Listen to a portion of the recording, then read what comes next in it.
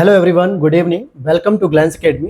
दोस्तों, आज की इस क्लास में हम लोग कवर करेंगे यूपी पीसीएस प्रीलिम्स के पीवाईक्यूज, जो कि हम लोग सब्जेक्ट वाइज कवर कर रहे हैं। 2015 से लेकर 2023 तक के सारे पीवाईक्यूज हम लोग हैंड रिटन नोट्स के तहत कंप्लीट कर रहे हैं।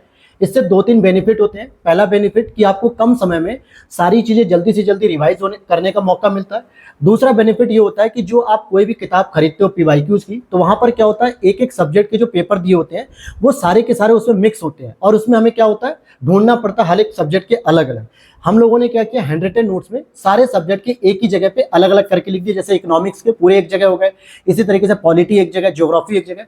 और तीसरा सबसे इंपॉर्टेंट बेनिफिट कि इन सभी की हैंड रिटन नोट्स की मैंने ऑलरेडी यूट्यूब पे क्लास भी करा दी है, जिसमें आज हमारा ये 6 सब्जेक्ट चला है। इससे पहले ज्योग्राफी कंप्लीट है, पॉलिटी कंप्लीट है, हिस्ट्री कंप्लीट है, साइंस कंप्लीट है, एनवायरमेंट कंप्लीट है और इंडियन इकोनॉमी रह गई थी, जिसको हम लोग आज की क्लास में करेंगे। क्योंकि ये आपके यूपी पीसीएस प्रीलिम्स 2024 और आरओ प्रीलिम्स 2024 दोनों के लिए बहुत ही यूजफुल क्लास है। तो बिल्कुल मिस मत करना, लास्ट तक बने रहना। लगभग जो है कि 2015 से 2023 तक जितने भी इसमें पीवाईक्यूज आए हुए थे, स्पेशली जो उस समय के करंट अफेयर थे या उस समय के जो बजट के प्रश्न थे, उनको हमने स्किप कर दिया है। केवल उन प्रश्न को सेलेक्ट किया जो योजनाओं से रिलेटेड है, या जो स्टैटिक पोर्शन है, या जो हमेशा ट्रेंड में रहने वाली किताबें वगैरह, इस तरीके के टॉपिक्स उनको कवर किया जाएगा।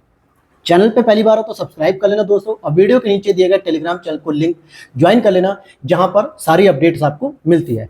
तो चलिए शुरू करते हैं यूपी पीसीएस प्रीलिम्स 2023 का पीवाईक्यूज।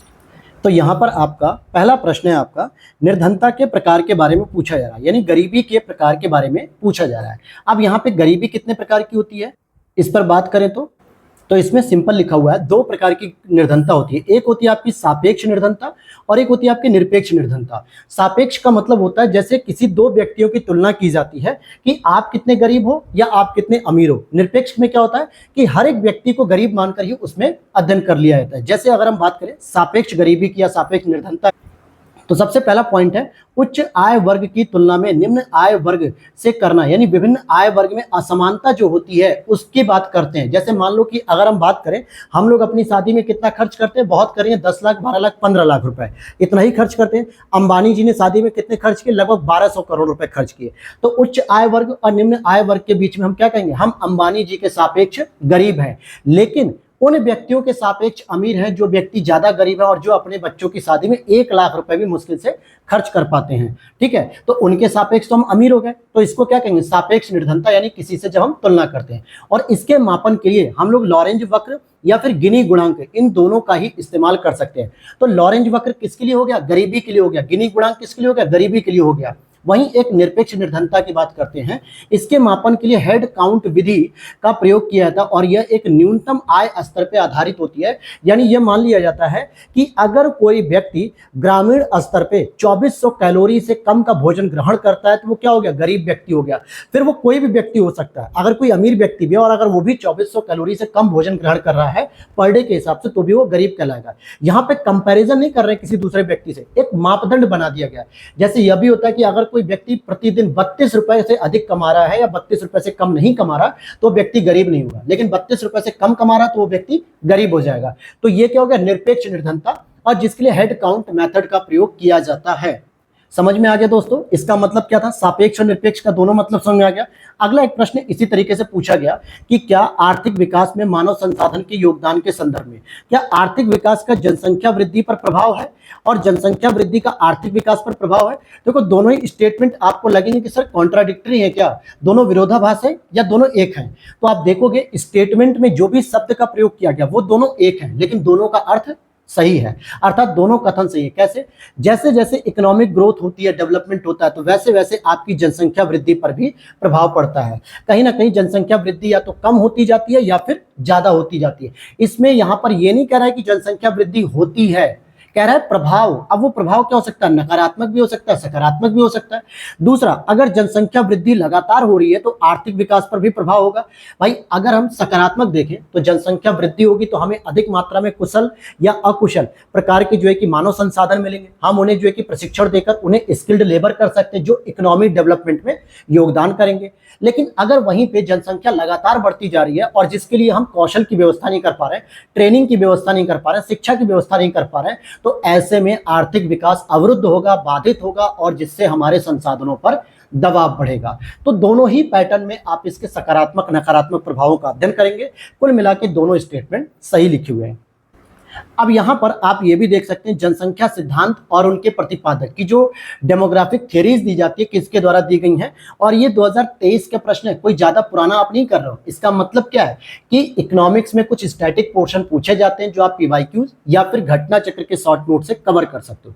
हालांकि घटना चक्र शॉर्ट नोट्स की आज सुबह अपडेट आ चुकी है, उसकी पीडीएफ आप लोगों को अब जो है हमारे व्हाट्सएप नंबर पे मिल जाएगी। वीडियो के नीचे दिए गए व्हाट्सएप नंबर पे आप मैसेज कर सकते हो, क्योंकि जितने भी सब्जेक्ट थे घटना चक्र के शॉर्ट नोट्स प्रोवाइड करा दिए गए थे आप लोगों को क्लासेस के साथ। इकोनॉमिक्स रह गई थी जो कि पूरी तैयार कर दी गई, और उसकी भी क्लास आज शाम से या फिर कल से आ जाएगी। चलिए टॉपिक पे आते हैं। जनसंख्या सिद्धांत की बात करें तो उपयुक्त जनसंख्या सिद्धांत किसने दिया दोस्तों? एडविन कैनन ने दिया है। सामाजिक उप समायोजन सिद्धांत किसने दिया है? तो हेनरी जॉर्ज ने दिया है। जनसंख्या संक्रमण सिद्धांत किसने दिया? तो ये थॉम्पसन ने दिया है। जनसंख्या खाद्यान्न आपूर्ति सिद्धांत किसने दिया? तो ये माल्थस ने दिया है। ये आपको पता होना चाहिए क्योंकि ये डायरेक्टली प्रश्न पूछे जाते हैं। अब यहाँ पे कह रहा है कौन आर्थिक क्रिया नहीं है? स्वैच्छिक सामाजिक सेवा आर्थिक क्रिया नहीं है, जबकि ऑप्शन में दिया गया खेती, नौकरी, परिवहन ये सभी आर्थिक है। अब आर्थिक क्रिया को रटना नहीं है, पहले आप ये देखो आर्थिक क्रिया किसे कहते हो भाई? आर्थिक क्रिया हम उसे कहते हैं जिसमें हम किसी वस्तु का उत्पादन करते हैं और उत्पादन के बदले में हमें उसका कुछ मूल्य मिलता है। अगर मैं कहूं नौकरी की बात करूं तो आप क्या कर रहे हो? अपनी योग्यता अनुसार जो है कि सर्विस दे रहे हो, यानी कहीं ना कहीं विभाग में आप या डिपार्टमेंटल या प्राइवेट या गवर्नमेंट सेक्टर में अपनी योग्यता का उत्पादन कर रहे हो। वहां पे आप उस अपनी योग्यता से कोई ना कोई कार्य को संपादित कर रहे हो, उसके बदले में क्या मिल रहा है? आपको मूल्य, मतलब आपको सैलरी मिल रही है। आप खेती करते हो तो कोई चीज उत्पादित करते हो, उसके बदले में आपको प्राइस मिल रहा है। आप परिवहन लागत वगैरह की बात करो तो ये भी। लेकिन स्वैच्छिक सामाजिक सेवा में क्या हो रहा है? कोई व्यक्ति एनजीओ से जुड़ के अगर सोशल वर्क कर रहा है, किसी बुजुर्ग की मदद कर रहा है, किसी वृद्धावस्था में जो है कि महिलाओं और पुरुषों के साथ जो है कि समय व्यतीत कर रहा है, जिससे उनको हंसी मिल रही है, बुढ़ापे में जो है कि उनको मनोरंजन दिला रहा है, इसके बदले उसे कोई पैसा नहीं मिल रहा। वो एक स्वैच्छिक तरीके से कर रहा है कि सर मैं चाहता हूं कि समाज में थोड़ी समरसता आनी चाहिए, सद्भाव आना चाहिए। तो ये चीज आर्थिक क्रिया नहीं कहलाएगी। तो आर्थिक क्रिया का मतलब समझ आया, जहां पे आप उत्पादन करो किसी चीज का और बदले में आपको कोई मूल्य भी मिलना चाहिए। नेक्स्ट अगर हमारा प्रश्न है, एमडीएम योजना आप जानते हो, मिड डे मील योजना, जो कि मध्याह्न भोजन योजना के नाम से जानी जाती है। जो आपके प्राइमरी स्कूल हैं या अपर प्राइमरी स्कूल है या कंपोजिट स्कूल है या गवर्नमेंट स्कूल जो होते हैं इंटर कॉलेज तक, उनमें क्या होता है क्लास 1 से लेकर 8 तक के बच्चों को भोजन की व्यवस्था कराई जाती है राइट टू एजुकेशन के तहत। आपको पता होना चाहिए राइट टू एजुकेशन यानी शिक्षा के अधिकार 2010 का जो अधिनियम था उसके तहत इसमें एमडीएम की भी व्यवस्था करने की बात की गई है कि इन बच्चों को पोषण युक्त भोजन दिया जाना चाहिए। और उसी पोषण युक्त भोजन को एमडीएम योजना के नाम से जानते थे, जिसकी शुरुआत 1995 में की गई थी। और इसको आगे चल के अब इसका नाम बदल दिया गया, पीएम पोषण योजना के नाम से इसको नाम दे दिया गया। क्या नाम दिया गया? पीएम पोषण योजना, इसी के नाम से इसको नामित कर दिया गया 29 सितंबर 2021 को। तो कुछ और नहीं है, मध्याह्न भोजन योजना या मिड डे मील योजना जिसे हम कहते हैं एमडीएम, ये जो है कि पीएम पोषण योजना में जो है कि 2021 में पुनर्नामित कर दी गई है। अब यहाँ पर हम कुछ और सही सुमेलित कर देते हैं। जैसे अगर हम देखते हैं यहाँ पर कि 1 अक्टूबर 2014 को सांसद आदर्श ग्राम योजना शुरू की गई थी। इसका मतलब क्या है? जब प्रधानमंत्री नरेंद्र मोदी जी के नेतृत्व में पहली एनडीए गवर्नमेंट बनती 2014 में, तो उन्होंने यह संकल्प लिया कि सभी सांसद, जितने भी 543 सांसद हैं, जिनके लिए फंडिंग आती है कितनी 5 करोड़ रुपए प्रति वर्ष हर सांसद को दिए जाते हैं अपने क्षेत्र में विकास करने के लिए, और इस तरीके से 5 साल में 25 करोड़ रुपए दिए जाते हैं। तो ये कहा गया कि प्रत्येक सांसद अगर अपने क्षेत्र में किसी भी एक गांव को गोद ले लेता और उस गांव में सारी मूलभूत सुविधाओं की व्यवस्था करता, तो उसे आदर्श गांव के रूप में स्थापित किया जाए, जिससे आसपास के गांव भी उससे प्रेरित होकर कुछ उसमें काम कर सके। जैसे स्वच्छता का ध्यान रखें, पर्यावरण का ध्यान रखें, स्वास्थ्य का ध्यान रखें, हॉस्पिटल, स्कूल, रोड, सड़क, बिजली, इन सभी की समुचित व्यवस्था करने के लिए इस योजना को शुरू किया गया। दूसरा, 2014 में ही दीनदयाल उपाध्याय ग्रामीण कौशल्या योजना शुरू की गई थी। 2016 में श्यामा प्रसाद मुखर्जी रूरल मिशन शुरू किया गया था और 2017 में rural housing interest subsidy scheme को शुरू किया गया था। तो ये इस तरीके की योजनाएं बार बार रिपीट होती हैं, तो इन्हें अच्छे से तैयार कीजिए। अगला प्रश्न है, जननी सुरक्षा योजना का प्रमुख उद्देश्य क्या है? भाई जननी मतलब माँ होती है जो बच्चे को जन्म देती है, तो मातृ मृत्यु दर और नवजात मृत्यु दर में कमी करना। क्योंकि कई बार ऐसा होता है कि जब प्रेगनेंसी ज्यादा कॉम्प्लिकेटेड हो जाती है और जब हॉस्पिटल उनको लेके जाया जाता है, प्रेग्नेंट महिला को, माता को, जब वो बच्चे को जन्म देती है तो डॉक्टर कभी कभी कहता है कि हम किसी दो में से किसी एक को बचा पाएंगे, क्योंकि ये ज्यादा कॉम्प्लिकेटेड प्रेगनेंसी, या तो हम बच्चे को बचा पाएंगे या फिर माता को। तो इसी तरीके से ये योजना शुरू की गई जिसका उद्देश्य था कि माता भी सुरक्षित रहे और बच्चा भी सुरक्षित रहे, और इस योजना को 2011 में शुरू किया गया था। नेक्स्ट अगला प्रश्न यहाँ पे पीएम गति शक्ति योजना के बारे में बात कर रहे हैं, कौन सा सत्य कथन है? तो देखिए, इस योजना का शुभारंभ 13 अक्टूबर 2021 को किया गया था, क्योंकि इसको 2021-22 के बजट में लॉन्च किया गया था पहली बार, और इसमें अवसंरचना, पाइपलाइन, सड़क, रेल, एयरपोर्ट, बंदरगाह आदि परियोजनाओं का विकास करने की बात की गई थी, जिसमें यह था कि जो भी इंफ्रास्ट्रक्चर डेवलपमेंट करना वो पीएम गति शक्ति योजना के तहत हम लोग करेंगे। अगला प्रश्न है आपका, भारत में जनसंख्या स्थायित्व का लक्ष्य क्या रखा गया है? कि भारत में हम किस समय तक अपनी जनसंख्या को स्थायित्व कर लेंगे। जनसंख्या स्थायित्व का मतलब हो जाता है दोस्तों, जितनी मात्रा में बच्चों का जन्म हो रहा है उतनी ही मात्रा में बच्चों की मृत्यु हो रही है, यानी लोगों की, तो आपकी जनसंख्या स्थायी हो गई। एग्जाम्पल के तौर पे कि अगर मान लो 2024 में 1500 बच्चों का जन्म हुआ और उसी 2024 में ही 1500 लोगों की मृत्यु भी हो गई, चाहे वो किसी भी वजह से हुई हो, तो ऐसे में जितने लोग पैदा हुए उतने लोग मर भी गए, यानी जनसंख्या का स्थायित्व हो गया, और ये लक्ष्य हमें 2070 तक प्राप्त कर लेना है। अब हम चलते हैं 2022 के पेपर पे, और इस तरीके की डिटेल एक्सप्लेनेशन आप लोगों को समझ में आ रही होगी, तो वीडियो को लाइक कर देना, चैनल पे पहली बार हो तो सब्सक्राइब कर लेना। देखिए, यहाँ पर आप सोचोगे सर आपने फैक्ट छोड़ दिया, इंपॉर्टेंट जो है कि आंकड़े छोड़ दिए, योजनाओं के लिए जो बजट था वो छोड़ दिया। तो आपको बताते चलें कि 23 जुलाई को जो नया बजट पेश किया गया 2024-25 के लिए, हम उसको कवर करेंगे अलग से करंट अफेयर्स में शॉर्ट नोट्स बना के, क्योंकि वो आपका बजट इंपॉर्टेंट है और वही आपके यूपी पीसीएस में पूछा जाएगा इस बार के लिए। तो पुराने बजट के क्वेश्चनों को या पुरानी आंकड़ों को जो है कि पढ़ने की आवश्यकता नहीं है। अब 2022 में देखिए, यूएनडीपी ने निर्धनता की 2 श्रेणियों की पहचान की है। जैसे वहां पे 3-4 श्रेणी दी गई थी, तो उसमें पूछ रहा था कि यूनाइटेड नेशन डेवलपमेंट प्रोग्राम में किन 2 श्रेणियों की पहचान की है निर्धनता की। तो एक थी आय की निर्धनता और एक है मानव की निर्धनता। अगर कोई व्यक्ति इनकम के आधार पर निर्धन है तब तो मान लिया जाएगा भाई वो इनकम के तौर पे गरीब है, और कोई व्यक्ति मानव की निर्धनता पे, यानी कि वो मानव पूरी तरीके से दरिद्र है, ना तो उसको स्वास्थ्य की सुविधा मिल रही है, ना भोजन की सुविधा मिल रही है, ना आवास की सुविधा मिल रही है, ना शिक्षा की सुविधा मिल रही है, ना परिवहन की सुविधा मिल रही है, ना बिजली की सुविधा मिल रही है, किसी भी प्रकार की मूलभूत सुविधाएं नहीं मिल रही, तो वो मानव गरीब कहलाएगा, यानी मानव निर्धनता होगी। अब यहाँ पर हम चलते हैं, व्यक्ति की बात करते हैं और संबद्धता। कुछ प्रमुख हस्तियां हैं जो हमारी अर्थव्यवस्था में बहुत बड़ा योगदान देते हैं, वो किस क्षेत्र से संबंधित हैं, इनके बारे में प्रश्न पूछा गया। जैसे एमएस स्वामीनाथन जी की बात करेंगे, अभी कुछ ही समय पहले, तो इनके निधन होने पर ही करंट अफेयर्स में सीधा सीधा एक प्रश्न पूछा था, आरओ एग्जाम्स में, याद होगा, जो अभी 11 फरवरी को हुआ था, पेपर लीक हो गया था, उसमें पूछा था ना 2-3 लोगों की कि कब कब उनकी डेथ हुई थी, उनके क्रम में लगाने के लिए प्रश्न आया था, और मैंने उसमें से 2 लोगों को बताया भी था, एक सुलभ शौचालय के जो ऑनर थे और साथ में स्वामीनाथन जी की, इन दोनों का बताया था, और ये दोनों ही ऑप्शन थे उस समय करंट अफेयर्स में। तो यहाँ पर भी एम एस स्वामीनाथन किससे संबंधित थे? हरित क्रांति से संबंधित थे। एल के झा जी की बात करेंगे तो आर्थिक प्रशासन सुधार से संबंधित थे, और वर्गीज कुरियन जी की बात करेंगे तो दुग्ध उत्पादन के लिए इनको जो है कि जाना जाता है कि उन्होंने दुग्ध उत्पादन पे बात की। मोरारजी देसाई की बात करें तो बैंकों पर जो सामाजिक नियंत्रण को लेकर इन्होंने प्रस्ताव किया।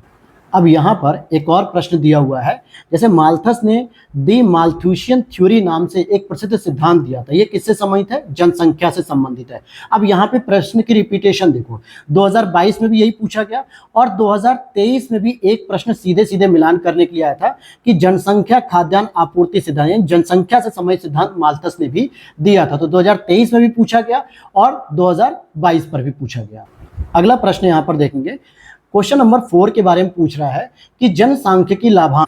यहाँ पर आपसे जो प्रश्न पूछा रहा है कि जनसांख्यिकी लाभांश क्या होता है, यानी कि डिविडेंड जो होता है, डेमोग्राफिक डिविडेंड, वो सामान्यतः आपकी जो यहाँ पर एज है, थोड़ा सा मिस्टेक हो गई, इसे सही कर लेना, 15 to 64 ईयर्स को मानी जाती है। ठीक है, कि 15 से 64 वर्ष के लोगों को जो कार्यशील जनसंख्या होती है, जो काम करता होती है, उसको हम लोग जनसांख्यिकी लाभांश मानते हैं। ठीक है, और जो 15 वर्ष से नीचे होती है, जो 14 वर्ष की होती है, वो क्या होती है? आश्रित जनसंख्या होती है, या फिर वो 64 से जो ऊपर होती है, जैसे 65 ईयर की बात करें तो ये कैसी जनसंख्या होगी? ये भी एक आश्रित जनसंख्या कहलाती है, डिपेंडेंट पॉपुलेशन। तो यहाँ पे आपने समझ में आ गया कि क्या होता है डेमोग्राफिक डिविडेंड। इसके बाद अगर हम देखते हैं अगला प्रश्न, जैसे यहाँ पे योजनाएं दी हुई हैं और यहाँ पे प्रारंभ वर्ष। देखिए 2022 के प्रश्न में भी 10-15 साल पुरानी योजनाएं पूछ रहा है जो लगातार पूछी जाती हैं। जैसे राष्ट्रीय ग्रामीण स्वास्थ्य मिशन यानी कि हेल्थ मिशन जो शहरी और ग्रामीण चलता है, तो कभी शहरी का पूछता है कभी ग्रामीण का, तो ये 2005 में शुरू की गई। वहीं राष्ट्रीय सामाजिक सहायता कार्यक्रम की बात करें 1995 में शुरू की गई।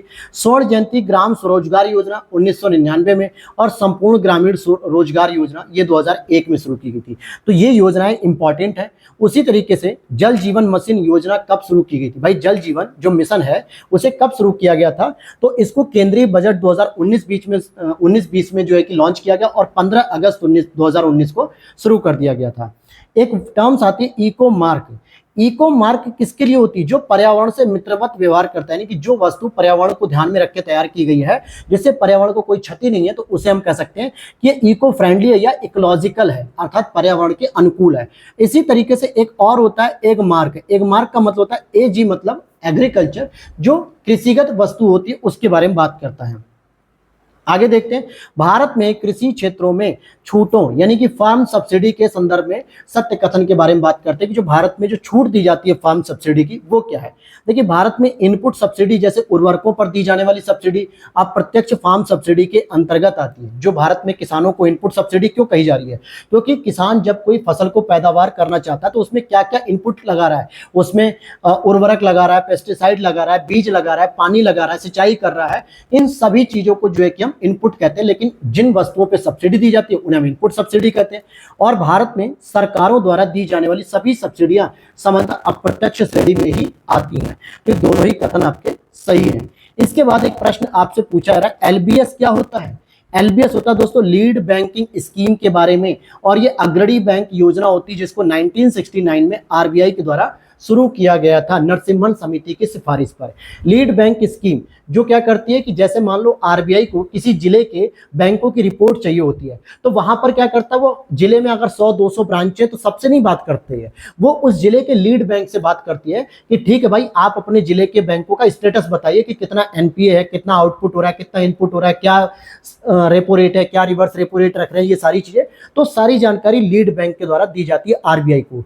इससे क्या हो गया, लीड बैंक सभी बैंकों और आरबीआई के बीच में एक मध्यस्थता के रूप में काम कर रहा है, या यूं कहे कि एक कनेक्टिव चैनल के रूप में काम करता है। अब यहां पर अगला प्रश्न है आपका 10 नंबर पे, मेक इन इंडिया कार्यक्रम के संदर्भ में सत्य कथन को पहचानिए।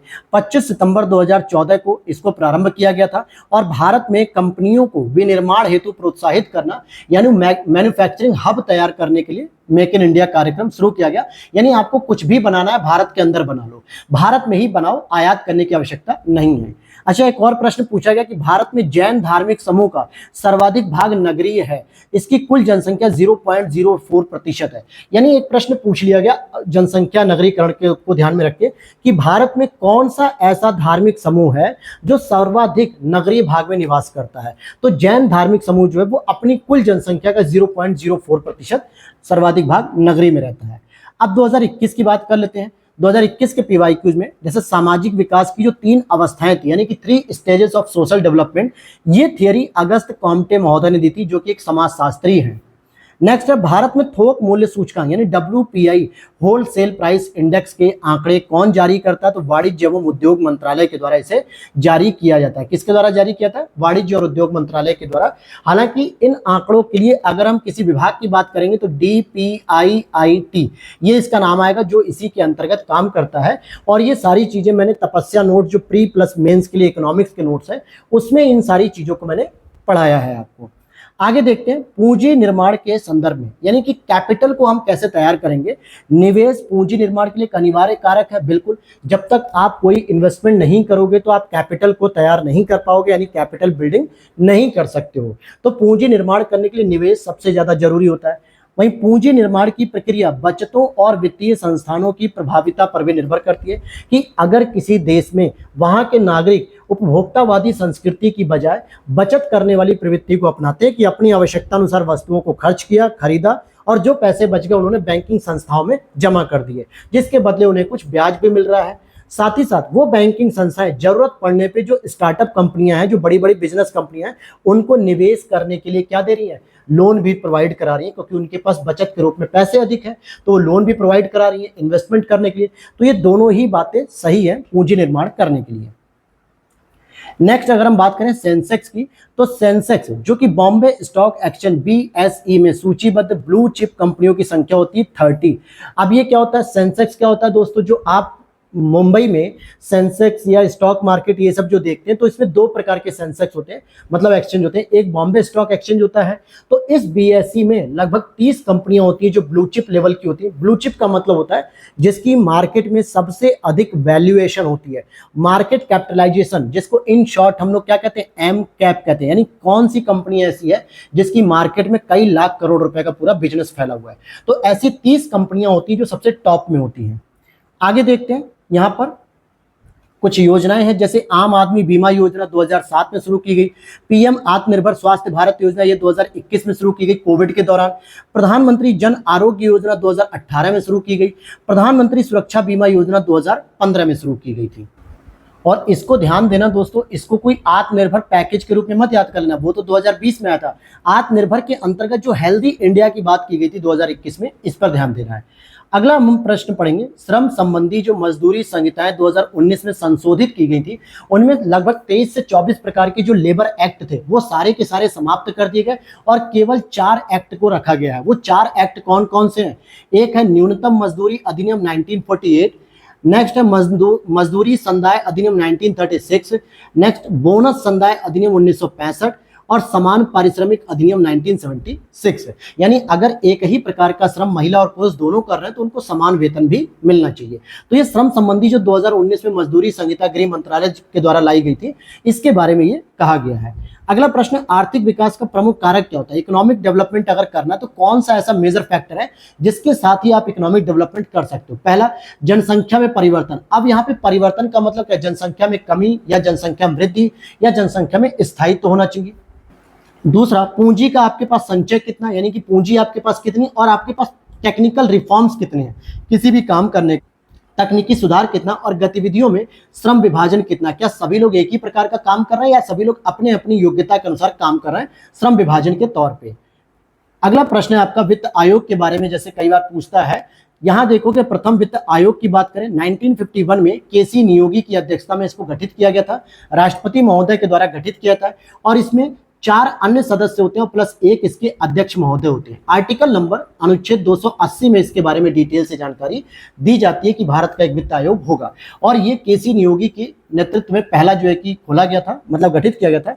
दूसरा अगर हम पॉइंट पढ़ें, 15वें वित्त आयोग जो कि एनके सिंह के नेतृत्व में है और तीसरा पॉइंट हम पढ़ते हैं 16वें वित्त आयोग का जो कि वर्तमान में गठित हो चुका है अरविंद पनगड़िया जी के नेतृत्व में। अरविंद पनगड़िया जी नीति आयोग के पहले उपाध्यक्ष थे और पहले अध्यक्ष प्रधानमंत्री नरेंद्र मोदी जी थे जब 2015 में नीति आयोग को एस्टैब्लिश किया गया योजना आयोग को रिप्लेस करते हुए।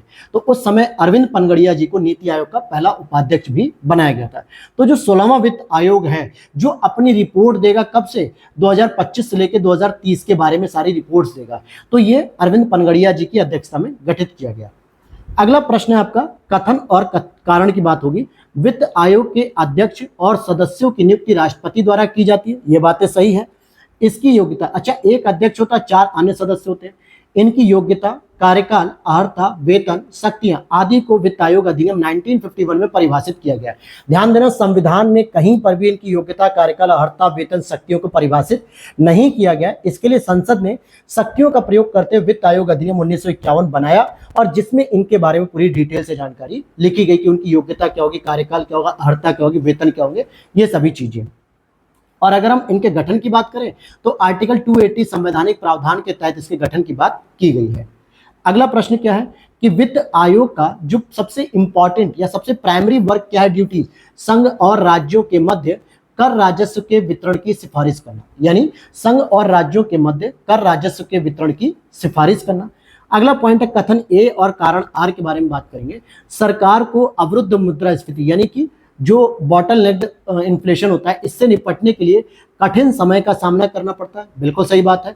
और यह स्थिति आपूर्ति अड़चन यानी कि सप्लाई चेन और अक्षम वितरण जैसे अभावों के कारण होती है। अगर आपकी सप्लाई चेन अच्छी नहीं है और आपका डिस्ट्रीब्यूशन सिस्टम अच्छा नहीं है, इसीलिए बॉटलनेक इन्फ्लेशन होता है, यानी जमाखोरी कालाबाजारी बढ़ जाती है। तो दोनों ही सही है और इसकी व्याख्या भी कर रहे हैं, और इसके बारे में भी डिटेल से मैं आपको इकोनॉमिक्स के जो प्रीलिम्स प्लस मेंस की जो क्लासेस चली, जो तपस्या नोट्स की हैं, इसमें डिटेल्स में आपको समझा भी रहा हूं, तो आप उन्हें वहां पे चेकआउट कर सकते हो। अगला प्रश्न है आपका, वर्ल्ड पॉपुलेशन रिपोर्ट किसके द्वारा जारी की जाती है? जैसे अभी रिपोर्ट जारी करके कहा गया ना कि भारत की जनसंख्या दुनिया में सबसे अधिक हो चुकी है और भारत की जनसंख्या अब 8 अरब के पार हो चुकी है। तो संयुक्त राष्ट्र जनसंख्या कोष यानी UNFPA इसके द्वारा जो है कि इसको यानी यूनाइटेड नेशन फंड पॉपुलेशन के बारे में इसके द्वारा इसको जारी किया जाता है। आगे देखते हैं, नगरीकरण जन्म दर को कम करने में सहायक है। बिल्कुल, अगर नगरीकरण को बढ़ावा मिलेगा तो वहां पे अच्छे स्वास्थ्य की सुविधा होगी, अच्छी जो है कि एजुकेशन होगी, तो एजुकेशन के माध्यम से लोगों को पता चलेगा कि जनसंख्या वृद्धि के क्या नुकसान है और जनसंख्या को स्थिर रखने के क्या फायदे हैं। तो ये भी एक पॉइंट अच्छा है। वहीं ऊंची साक्षरता दर का निम्न जन्म दर से सीधा संबंध होता है। बिल्कुल, अगर बहुत ज्यादा लिटरेट लोग हैं, बहुत ज्यादा लोग पढ़े लिखे हैं, तो पहली चीज उन्हें यह पता चलेगा कि हमें बाल विवाह नहीं करना चाहिए, जो कि लड़के और लड़की दोनों के हेल्थ इश्यूज को लेकर प्रॉब्लमेटिक हो सकते हैं। दूसरा, अगर हम एजुकेटेड है तो 21 साल के बाद हम बच्चों का विवाह करेंगे, और यह भी शिक्षा देंगे कि आपको 1 या 2 बच्चों से ज्यादा आपको नहीं करना चाहिए। जो टैगलाइन है, हम 2 हमारे 2, जिससे क्या होगा, जनसंख्या नियंत्रण होगा और संसाधनों पर अत्यधिक दबाव भी नहीं बनेगा, जिसका समुचित रूप से वितरण सभी के लोगों के बीच हो सकता है आसानी से। तो इसका मतलब है कि निम्न जन्म दर भी रहेगी, यानी कि पैदाइशी जो जन्म दर की संख्या है वो कम रहेगी। अब बात करेंगे 2020 की, प्रीलिम्स 2020 की बात करें तो किस समिति ने पोषक तत्वों के आधार पर गरीबी रेखा का निर्धारण किया है? किस समिति ने भाई पोषक तत्वों के आधार पे, जैसे गरीबी रेखा का निर्धारण कई लोगों ने मुद्रा के आधार पे किया कि अगर कोई व्यक्ति 32 रुपए 40 रुपए कमा लेता है एक दिन का तो वो गरीब नहीं है। वहीं पे कुछ कमेटीज हैं जिन्होंने क्या किया, सामान्यतः पोषक स्तर पे जो है कि इसका मेजरमेंट किया। जैसे अलग समिति की बात करेंगे 1977 में, इन्होंने कहा कि अगर ग्रामीण क्षेत्र का कोई व्यक्ति 2400 कैलोरी का प्रति व्यक्ति प्रतिदिन भोजन ग्रहण कर लेता है, यानी उसको पर डे 2400 कैलोरी अगर मिल जाती है भोजन करने पे, तो वो व्यक्ति गरीब नहीं होगा। और अगर शहरी क्षेत्र में यही चीज 2100 कैलोरी या उससे अधिक का एक दिन में एक व्यक्ति को भोजन मिलता है तो वो गरीब नहीं होगा। लेकिन अगर 2400 कैलोरी से कम मिलता है ग्रामीण क्षेत्रों में तो वो गरीब होगा, 2100 कैलोरी से अगर कम मिलता है शहरी क्षेत्रों में तो वो गरीब कहलाएगा। क्लियर? नेक्स्ट प्रश्न है आपका, ह्यूमन डेवलपमेंट इंडेक्स यानी मानव विकास सूचकांक की गणना में शामिल है। क्या शामिल है? एक तो लाइफ एक्सपेक्टेंसी यानी कि जीवन प्रत्याशा, अर्थात व्यक्ति एक औसतन कितनी उम्र जीता है। जैसे भारत की 69 है या 67 है, जरा एक बार कंफर्म करिएगा आप लोग कमेंट सेक्शन में करके कि 67 आपकी एज है एवरेज, कि 67 ईयर तक एवरेज जो है कि भारत के लोग जीवित रहते हैं, या 69। दूसरा, आपकी एजुकेशन की क्या स्थिति है, आपने कितना पढ़ा और भविष्य में क्या क्षमताएं हैं कि आप कितनी और पढ़ाई करोगे, और पर कैपिटा इनकम कितनी है प्रति व्यक्ति की। ये 3 फैक्टर होते हैं जिनके आधार पे एचडीआई की गणना की जाती है। यहां पर एक विचारक थे जिन्होंने कहा था कि गरीबी की संस्कृति यानी कि कल्चर ऑफ पॉवर्टी, गरीबी की संस्कृति यानी कि कल्चर ऑफ पॉवर्टी का विचार किसने दिया? ऑस्कर लुइस द्वारा दिया गया। अब नेक्स्ट अगर हम देखें, अटल नवाचार मिशन ये किस विभाग की पहल है? तो ये नीति आयोग की पहल है जिसके द्वारा इनोवेशन को प्रमोट किया जाता है। नेक्स्ट प्रश्न आता है, समन्वित बाल विकास परियोजना, जिसको कई बार पूछा था IC, अर्थात क्या कहते हैं, इंटीग्रेटेड चाइल्ड डेवलपमेंट प्रोजेक्ट।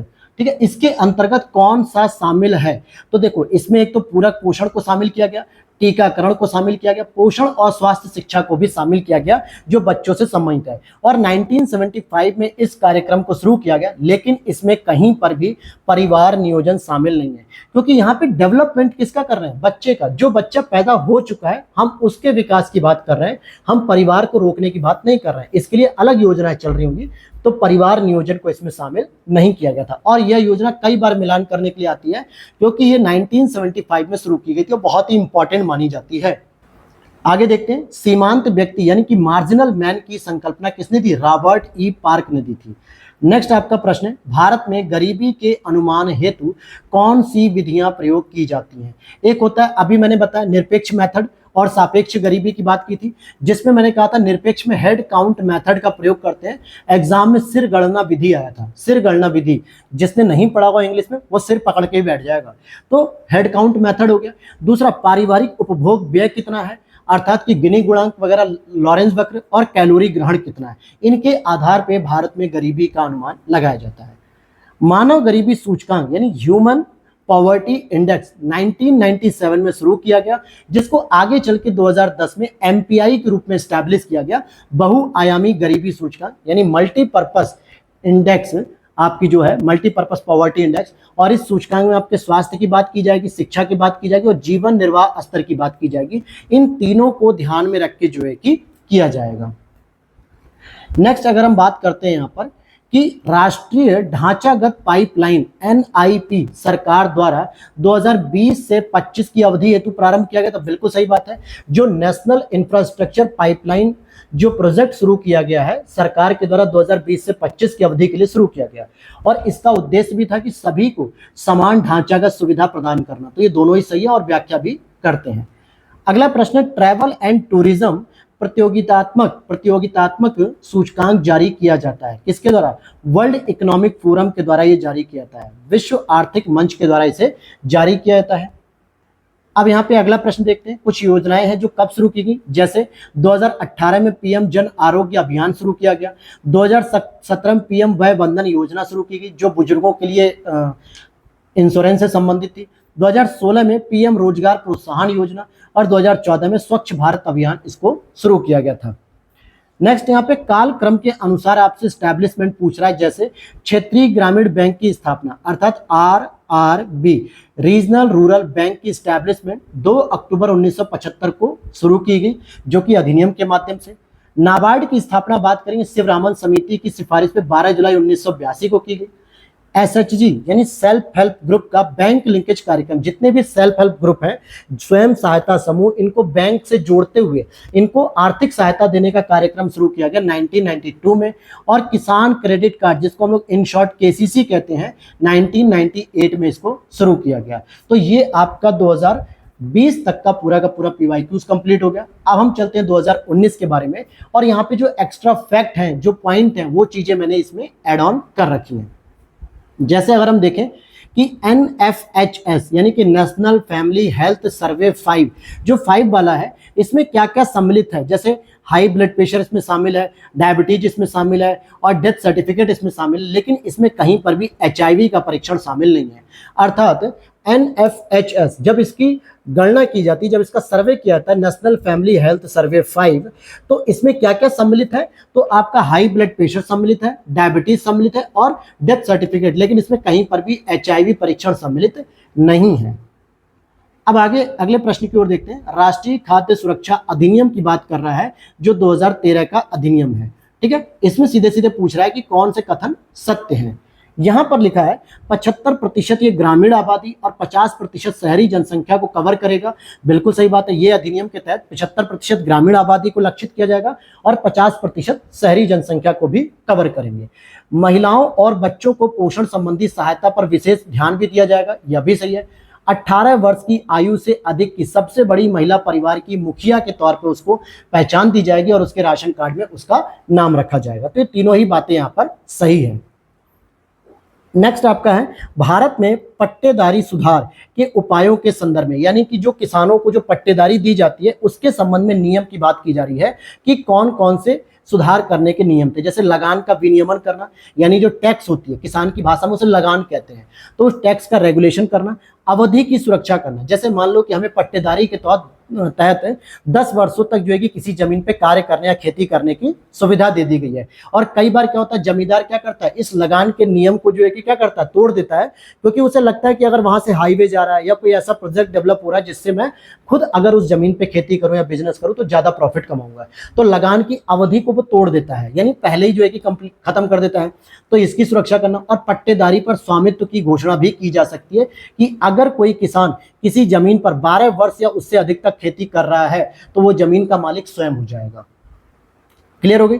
अब यहां पे एक वर्ड आता है इकोनॉमिक्स से रिलेटेड, ग्रोथ टू लिमिट, यानी लिमिट टू ग्रोथ कह सकते हो, समृद्धि की अवधारणा, जो कि क्लब ऑफ रोम 1972 के तहत इसको लाया गया था। समृद्धि की सीमा कि आप अगर कोई लिमिट नहीं लगाते हो अपने डेवलपमेंट पे तो कहीं ना कहीं इसका नुकसान उठाना पड़ सकता है, हेल्थ को लेकर या किसी भी चीज को लेकर। अब यहां पर अगर हम देखें, अगला प्रश्न है कि सार्वजनिक क्षेत्र के कार्यों के संदर्भ में सत्य कथन की पहचान कीजिए। तो भाई सार्वजनिक क्षेत्र के जो कार्य हैं उनके बारे में क्या क्या कथन सत्य हैं। सार्वजनिक उपयोगिता संसाधन प्रदान करती है, बिल्कुल सही बात है। अगर आपकी सार्वजनिक उपयोगिता यूटिलिटी है तो संसाधन मिलेंगे। सामाजिक आर्थिक ऊपरी पूंजी का निर्माण भी होगा और समाजवादी लक्ष्यों को भी आगे बढ़ाना संभव हो सकेगा। संतुलित क्षेत्रीय और विकास सुनिश्चित होगा, यानी कि किसी एक क्षेत्र का विकास नहीं होगा, सभी क्षेत्रों का संतुलित रूप से विकास सुनिश्चित होगा। तो ये सारे स्टेटमेंट सही है। अगले प्रश्न को देखते हैं। राष्ट्रीय सामाजिक सहायता कार्यक्रम में 5 कार्यक्रम शामिल हैं, कौन कौन से हैं। इंदिरा गांधी राष्ट्रीय वृद्धावस्था पेंशन योजना, यह भी शामिल है।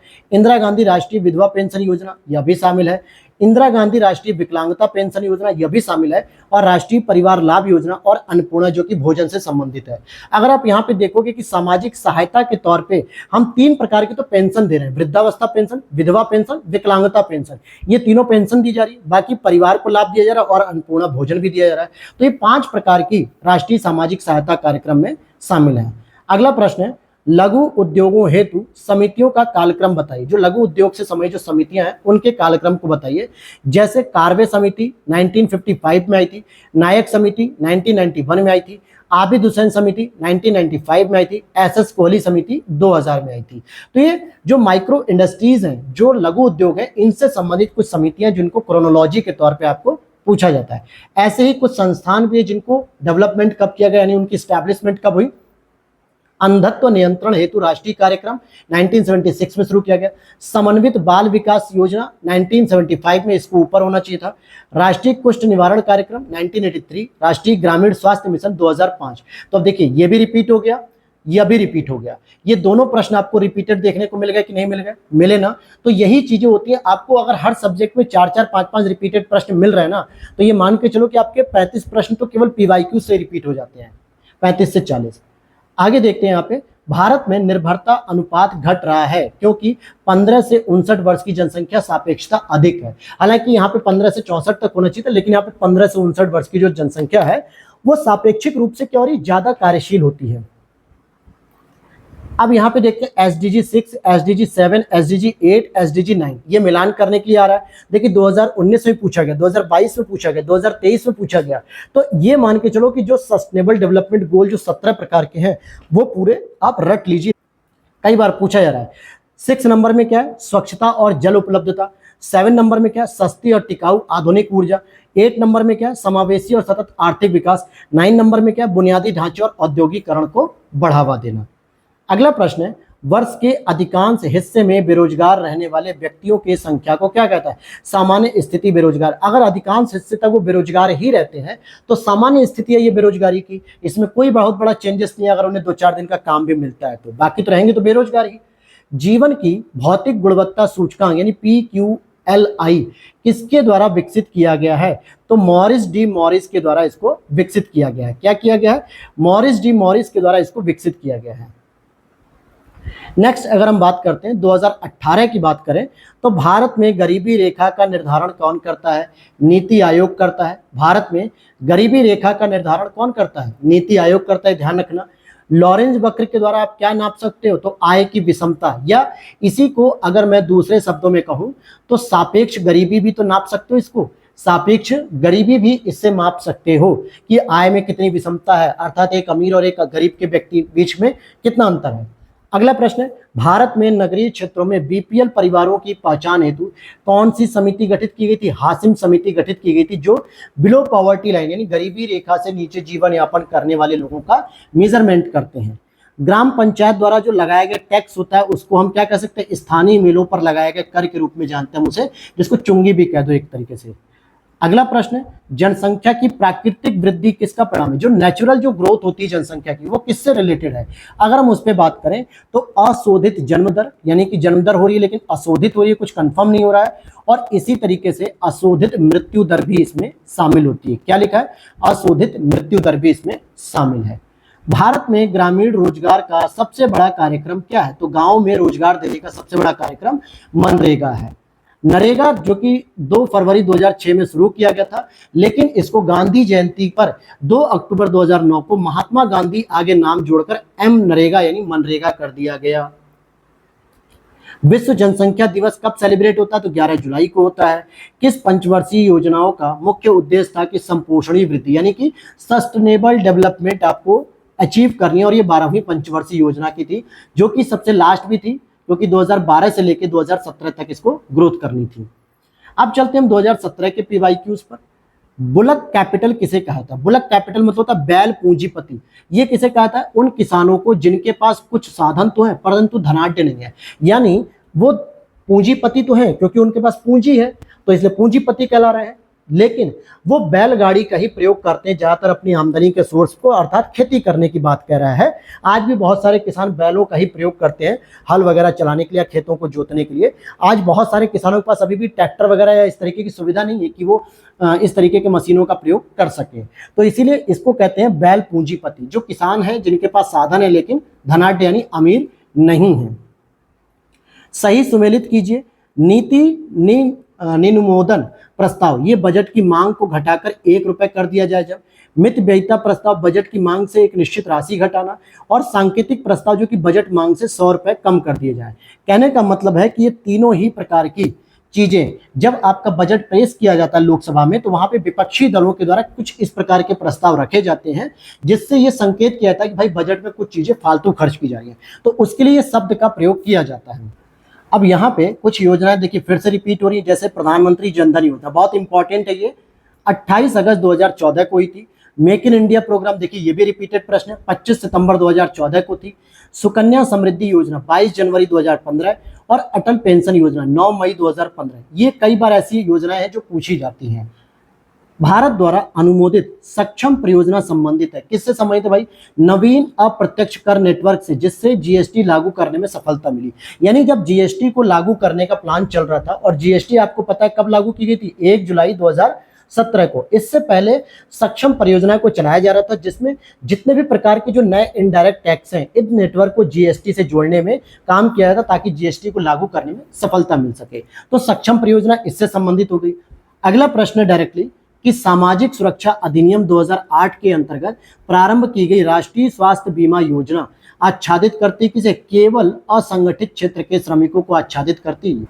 नेक्स्ट यहां पर देखते हैं, वर्ल्ड इकोनॉमिक फोरम के द्वारा यानी विश्व आर्थिक मंच के द्वारा ग्लोबल जेंडर गैप इंडेक्स के आकलन के लिए कौन कौन से घटक आवश्यक रूप से शामिल किए थे? जैसे महिलाओं का स्वास्थ्य कैसा है, महिलाओं की एजुकेशन कितनी हुई है, महिलाओं की आर्थिक स्थिति क्या है, और महिलाओं का पॉलिटिकल एम्पावरमेंट कितना है, कितनी वो पॉलिटिकल एक्टिविटी में शामिल होती हैं, चाहे वो संसद की सीट में जीत कर आए या फिर वो पॉलिटिकली जो है कि एक्टिव रहें।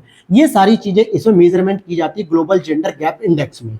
वहीं पे कुछ योजनाओं के बारे में बात करेंगे, जैसे उदय योजना UDAY, ये विद्युत वितरण कंपनियों का वित्त पोषण करती है। जैसे जितनी भी डिस्कॉम कंपनियां हैं जो बिजली को जो है कि ट्रांसपोर्ट करती हैं, हर एक व्यक्ति के घर तक पहुंचती हैं, इनको वित्त की फंडिंग करती हैं ये। वहीं हृदय योजना की बात करेंगे तो जो विरासत शहर हैं उनके संरक्षण और पुनर्जीवन करने के लिए, जैसे आगरा, मथुरा, बनारस, लखनऊ, ऐसे जो आपके विरासत से संबंधित जो शहर हैं, जो अब लगातार जो है कि अपनी गिरावट की ओर जा रहे हैं, इनको बचाने का प्रयास किया जा रहा है। अमृत योजना की बात करेंगे तो शहरों में मूलभूत संरचना सुधार करने से संबंधित है, कि शहरों में जो मूलभूत संरचना होनी चाहिए, जैसे स्वास्थ्य, शिक्षा, पानी, बिजली, सड़क, इन सभी चीजों को सुधारने के लिए काम किया जा रहा है। अब हम चलेंगे 2016 के लिए। कौन सी योजना शहरी अधोसंरचना के विकास के लिए घोषित की गई है? तो आप देखो, स्वच्छ भारत मिशन भी शहरी अधोसंरचना में स्वच्छता को भी फोकस किया था, स्मार्ट सिटी योजना भी है, और हेरिटेज सिटी डेवलपमेंट योजना, ये तीनों ही आती हैं। राष्ट्रीय भूमि अभिलेख आधुनिकीकरण कार्यक्रम प्रारंभ किया गया 2008 में, यानी जो नेशनल भूमि मतलब आपकी जो राष्ट्रीय भूमि अभिलेख है, इसको क्या करना है? आधुनिकीकरण यानी मॉडर्नाइज करना है। इसके बाद देखते हैं 2005-6 में प्रारंभ की गई भारत निर्माण योजना का अंग है। तो जो भारत निर्माण योजना शुरू की गई तो उसमें 6 घटक शामिल किए गए, जैसे एक है आपका ग्रामीण आवास, दूसरा है आपका सिंचाई, तीसरा है आपका विद्युतीकरण, और चौथा है आपका पेयजल, पांचवा है आपका ग्रामीण सड़कें, छठा है आपका संचार सुविधाएं। तो एक तरीके से ग्रामीण आवास, सिंचाई, विद्युतीकरण, पेयजल, ग्रामीण सड़कें और संचार की सुविधा। फिर यहाँ पे घाटे की वित्तीय व्यवस्था का अर्थव्यवस्था पर क्या प्रभाव पड़ता है? तो मुद्रा आपूर्ति में बढ़ोतरी होती है, यानी लिक्विडिटी को इंक्रीज करते हैं। कैसे? अगर मान लो आपकी सरकार दिखाती है कि हमें राजकोषीय घाटा इतना हुआ, यानी उस घाटे को पूरा करने के लिए कहीं ना कहीं से सरकार पैसे के अरेंजमेंट करेगी, चाहे वो बैंक से लोन लेगी या खुले बाजारों से लोन लेगी या अंतर्राष्ट्रीय स्तर से लेगी या घरेलू स्तर से, लेकिन अल्टीमेटली वो पैसा लेकर अपनी जेब में थोड़े रखेगी। जिस सेक्टर में घाटा है उस सेक्टर में क्या करेगी? कैपिटलाइजेशन करेगी, यानी कि पूंजी को डालेगी, और इसकी वजह से क्या होगा? बाजार में मुद्रा आपूर्ति बढ़ेगी, और इस मुद्रा आपूर्ति के बढ़ने से लोग डिमांड क्रिएट करेंगे, और डिमांड करने से हम कह सकते हैं कि पर्टिकुलर क्षेत्र में इन्फ्लेशन यानी महंगाई बढ़ जाएगी। तो ये चीजें आपने समझ ली। आगे देखते हैं, यहां पे राष्ट्रीय खाद्य सुरक्षा मिशन का उद्देश्य क्या है? राष्ट्रीय खाद्य सुरक्षा मिशन का उद्देश्य क्या है भाई? उच्च उत्पादक किस्म के बीजों का वितरण करना, यानी अच्छी क्वालिटी के बीज प्रोवाइड करना, सुधारीकृत उत्पादन तकनीक का निदर्शन करना, और फसलों की नई विकसित किस्मों का प्रचार प्रसार करना। ठीक है, फसलों की नई विकसित किस्मों का प्रचार प्रसार करना। अब यहाँ पे हरित क्रांति का प्रारंभ पूछा जा रहा है, आखिरी प्रश्न है आपकी वीडियो का। हरित क्रांति का प्रारंभ कब हुआ दोस्तों? 1966 से 67। अब आपको कमेंट सेक्शन में बताना है कि किस पंचवर्षीय योजना के दौरान हुआ, ये आपको बताना है कमेंट सेक्शन में। बैंकों का राष्ट्रीयकरण जो किया गया 1969 में 14 बैंकों का राष्ट्रीयकरण किया गया, और साथ में एक और राष्ट्रीयकरण किया गया है जिसमें 6 बैंकों का किया गया था। वो 6 बैंकों का कब किया गया, तो ये कमेंट सेक्शन में आपको बताना है, ताकि आपको भी पता होना चाहिए। हालांकि मैं तो बता दूंगा, लेकिन आप कितना अपडेट होते हो, कितना इन चीजों को चेक करते हो, ये भी आपको देखना पड़ेगा। गरीबी हटाओ की बात करें तो 5वीं पंचवर्षीय योजना 1971 में, जिसमें इंदिरा गांधी जी ने नारा दिया था कि गरीबी हटाओ, समाजवाद को लाओ, यानी कि किसी भी प्रकार से गरीबी हटाने का हमें उपाय करना चाहिए। तो ये आपके सारे इंपॉर्टेंट टॉपिक को हमने कवर कर लिया 2016 तक के जो पीवाईक्यूज थे। हालांकि 2015 का पीवाईक्यू ज्यादा ही 2015, 2014, 13 की घटनाओं पर आधारित था, जो पिछले 10 साल पुरानी घटना थी, जिसको शामिल करने का कोई भी औचित्य नहीं था। उसमें कोई भी ऐसे स्टैटिक प्रश्न नहीं मिले जो आपके काम के लिए हो, तो इसीलिए हमने उसको शामिल नहीं किया है। उम्मीद करता हूं वीडियो अच्छी लगी हो तो लाइक कर देना, और अगली एक छोटी सी क्लास और आएगी आपको जो कल मिलेगी, यूपी पीसीएस के जो मिसलेनियस टॉपिक होते हैं, विविध वाले टॉपिक होते हैं, इसको हम लोग कल करेंगे। तो उम्मीद करता हूं वीडियो अच्छी लगी हो तो लाइक कर देना, चैनल पर पहली बार तो सब्सक्राइब कर लेना, और अगर आप इसकी पीडीएफ को बाई करना चाहते हो तो वीडियो के नीचे या तो व्हाट्सएप नंबर है, या फिर मैं लिख रहा हूं 8527594636, इस पर आप व्हाट्सएप मैसेज करके मेरी टीम से कांटेक्ट करके वहां से आप इसको ले सकते हो। तो मिलते हैं नेक्स्ट वीडियो में। Thanks for watching.